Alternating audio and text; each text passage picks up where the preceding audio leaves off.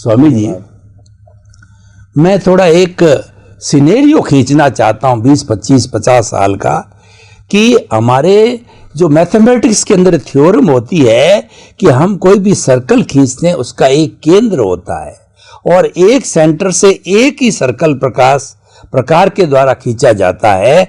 आज से 20, 25, 50 साल पहले केंद्र में मनुष्य था, केंद्र में चेतन तत्व था, केंद्र में गुणी पुरुष थे, भगवान राम थे, बुद्ध थे, और जो है बड़े बड़े ऋषि मुनि थे, जो दशरथ जी जैसे थे, और किन किन का नाम, दधीची थे, भृगु थे, और वो उनको जो है शासन में भी स्थान दिया जाता था।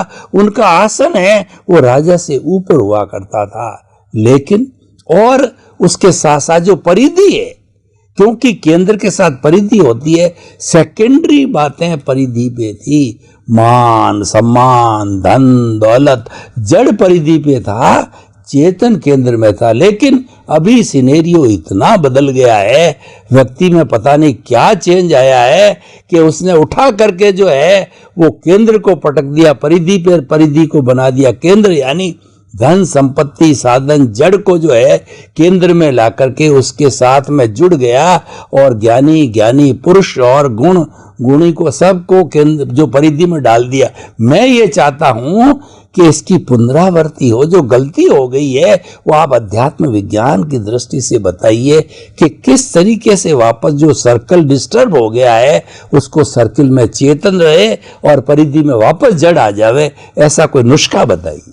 यस, जय सच्चिदानंद। आध्यात्म विज्ञान के अंदर काफी सिंपल बातें हैं कि आखिर सेंटर एंड सर्कल, आज पूरा विश्व सर्कल में फंसा हुआ है, मगर बिना सेंटर सर्कल नहीं होता है। तो सर्कल और सेंटर की जो परिभाषा है पहले हमको यथार्थ रूप से समझनी पड़ेगी। क्या दोनों में अंतर है, क्यों हम कंफ्यूज होते जा रहे हैं? सिंपल बात यह है, सेंटर और सर्कल की परिभाषा पहले समझो, बाद में एग्जाम्पल। कोई भी मनोवचन काया की अवस्था आत्मा की हाजिरी के बिना नहीं हो सकती है। कोई भी मनोवचन काया की क्रिया आत्मा की हाजिरी के बिना नहीं हो सकती है। तो आत्मा तो सेंटर है, प्रकृति सर्कल है, प्रकृति का फल जो है वो भी तो सर्कल है, जन्म जीवन मृत्यु वो भी तो सर्कल है, सभी कर्मों की भुगतान वो तो सर्कल है। मगर सर्कल और सेंटर को हम कैसे लॉजिकल फॉर्म में जाने? तो सर्कल और सेंटर में अंतर क्या है? कोई भी सर्कल सेंटर के बिना नहीं होता है, मगर हम सेंटर को नहीं जानते कि वास्तव में सेंटर क्या है।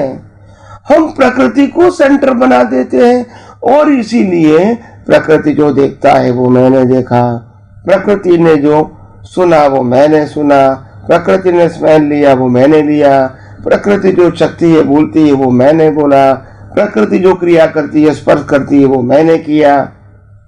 आप समझे, प्रकृति ने जो विचार किया वो मैंने किया, प्रकृति ने भुगतान किया वो मैंने किया। अभी जब सेंटर में प्रकृति आ गई तो मालिकी भाव कर्ता भाव तो होगा ही,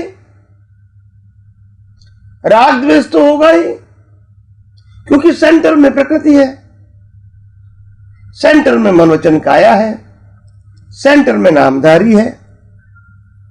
तो फिर मेरा तेरा तो होगा ही, चाहे वस्तु के रूप में, संबंधों के रूप में, साधनों के रूप में, या क्रिया के रूप में, अवस्थाओं के रूप में। मगर वास्तव में जो सेंटर और सर्कल है उसके अंदर जब आत्मा सेंटर बन जाएगा तो आपके लिए सर्कल को खत्म करना आसान हो जाएगा। मगर क्योंकि अनादि काल से हमने आत्मा तो शब्द रूप से जाना है, मगर आत्मा को जीवन जीने की हर अवस्था में सेंटर के रूप में नहीं रखते हैं। तो इसीलिए मैं मानता हूं जिस दिन आपको आध्यात्म विज्ञान के माध्यम से आत्मा सेंटर में आ जाएगा और आत्मा के अलावा मन वचन काया, उनकी अवस्था और 5 इंद्रियों से दिखती हुई हर अवस्था जब आपको सर्कल के रूप में लगेगी और कुदरती रचना के रूप में देखेंगी तो फिर राग द्वेष होने की संभावना नहीं है, और नहीं होगा तो अज्ञान भी खत्म होगा और धीरे धीरे जो अपना सेंटर है उसकी ओर हम आगे बढ़ते हैं। तो आइए हम सब यही आध्यात्म विज्ञान को और गौर दृष्टि से और विशालता से समझने की कोशिश करें और अपनी दृष्टि को विशाल बनाएं।